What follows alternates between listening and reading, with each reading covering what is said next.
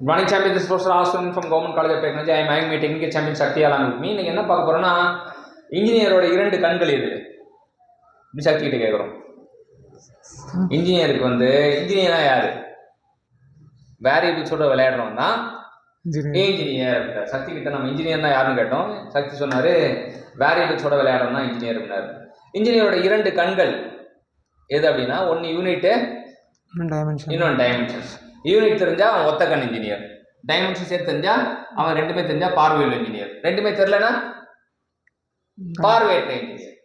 சரியா? இப்போ இன்ஜினியர் பார்வையுள்ள இன்ஜினியரா பார்வையற்ற இன்ஜினியரா அப்படின்னு கண்டுபிடிச்சா அவன் யூனிட் கேட்கணும். இப்போ மொமெண்ட் ஆஃப் மொமெண்டம் அப்படின்றதுக்கு மொமெண்ட் ஆஃப் மொமெண்டம்னா அவன் யார்? அவன் தான் ஆங்குலர் மொமெண்டம். மொமெண்ட் ஆஃப் மொமெண்டம்னா அவன் தான் ஆங்குலர் மொமெண்டம் அப்படின்வாங்க. ஆங்குலர் மொமெண்டம் அப்படின்றது தெரிஞ்சுக்கணும். ஸோ ஆங்குலர் மொமெண்டம் அப்படின்னா அவனை எப்படி நோட்டேட் பண்ணுவோம்? வெறும் மொமெண்ட், சாதா மொமெண்டத்தை எப்படி நோட்டேட் பண்ணுவோம்? பி, ஸ்மால் லெட்டர் பி, அதான் சாதா மொமெண்டம். அப்போ சாதா மொமெண்டத்துக்கு என்ன ஃபார்முலா?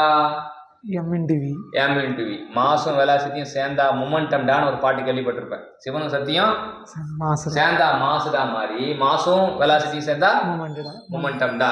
அப்போ ஆங்குலர் மொமெண்டம் இப்போ இவனோட யூனிட் பார்த்தீங்கன்னா கிலோகிராம் மீட்டர் பர் செகண்டு. அப்போ டைமென்ஷன் m/L/T⁻⁻1. ஆனால் இது வெறும் மொமெண்டம். ஆனால் அங்கே கேட்டது மொமெண்ட் ஆஃப் மொமெண்டம். அப்போ மொமெண்ட் ஆஃப் மொமெண்டம்னா ஆங்குலர் மொமெண்டம் இருக்கும். ஆங்குலர் மொமெண்டத்துக்கு L = I ஒமேகா. ஐனா நமக்கு mk² அப்படின்வாங்க. இது ஒமேகான்னு வச்சுக்குவோம். இப்போ கிலோகிராம் மீட்டர் ஸ்கொயர் ஒமேகாக்கு செகண்ட்ஸ், அவ்வளோ 1/செகண்ட். அப்போ டைமென்ஷன் போட்டோன்னா m/L² T இன்வெர்ஸ் அவ்வளோதான். எங்க இருக்கு option? Option A is right answer. இப்போ மொமெண்ட் ஆஃப் மொமெண்டம்னா it is also called as angular momentum சொல்லலாம்.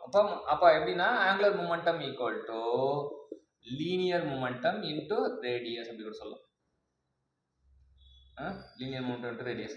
அப்போ கிலோகிராம் மீட்டர் பர் செகண்டோட மீட்டர் பெருக்குனா kilogram metre square by second வரும். ஸோ இதுதான் நம்ம மொமெண்ட் ஆஃப் மொமெண்டத்தை பற்றி கற்றுக்கிட்டது. ஸோ டைமென்ஷன் யூனிட் என்னன்னு தெரிஞ்சுக்கிட்டோம். மொமெண்டத்துக்கு யூனிட் என்ன, ஆங்குலர் மொமெண்டத்துக்கு யூனிட் என்ன, மொமெண்டத்துக்கு டைமென்ஷன் என்ன, ஆங்குலர் மொமெண்டத்துக்கு டைமென்ஷன் என்ன. ஆங்குலர் மொமெண்டத்துக்கு என்ன இன்க்ரிமெண்ட் ஆயிருக்கு? L² ஒரு L தான். L L² மாறி இருக்குன்னு தெரிஞ்சுக்கலாம். அதுதான் நம்ம தெரிஞ்சுக்கணும். அதே போல் நம்ம இங்கே பார்க்கும்போது நியூட்டனில் மாற்றணும். இது டைமென்ஷன் நியூட்டனில் மாற்றணும் அப்படின்னா நியூட்டன் இன்ட்டு செகண்ட் போட்டால் வந்துடும். இது கிலோகிராம் மீட்டர் செகண்ட் பதிலாக நியூட்டன் செகண்டு.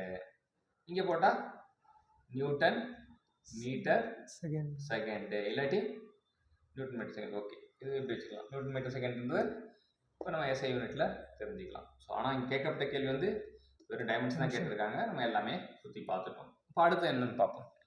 அடுத்தது உங்களுக்கு ஒரு ஈஸியான question. Dimension angular velocity. Unit of angular velocity என்ன?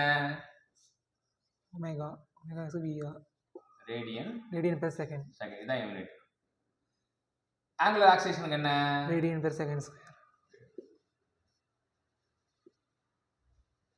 ஆங்குலர் டிஸ்பிளேஸ்மென்ட் என்ன? ரேடியன். இதுக்கு டைமென்ஷன் பார்க்கும்போது இங்கே T⁻⁻1 இது ஸ்கொயர், T⁻⁻2 இது தீட்டா. இது கிடையாது, எதுவுமே வராது. m0 L0 T0. ஆனால் இங்கே m0 L0, இங்கே m0 L0ன்னு வச்சுக்கலாம். ஸோ இப்போ நமக்கு இந்த ஆப்ஷன் எங்கே இருக்கு? ஆங்குலர் வெலாசிட்டிக்கு option D is the right answer அப்படின்னு தெரிஞ்சுக்கணும். ஸோ இப்படி தான் நம்ம டைமென்ஷன் சால்வ் பண்ணுறதுக்கு கற்றுக்கணும். இது ரொம்ப இம்பார்ட்டண்டான விஷயம். எக்ஸாம் ஹாலில் தத்துக்கான்னு மாற்றி போட்டுறக்கூடாது. எக்ஸாம் ஹாலில் ஈஸியான கொஸ்டின் தான். நம்ம என்ன ஃபுல் டாஸ் பால்னு சொல்லி ஏறி ஆடும்போது டப்புன்னு 3 ஸ்டிக்கும் தெரிச்சிடும். ஸோ இப்போ இந்த 3மே தெரிஞ்சுக்கிட்டோம். இங்கே ஒரு 2 விஷயம் தெரிஞ்சுக்கிட்டோம். நம்ம கேட்ட 2 கொஸ்டினில் 5 விஷயத்தை கற்றுக் கொடுத்த சக்திக்கு தேங்க்யூ சொல்லுவோம்.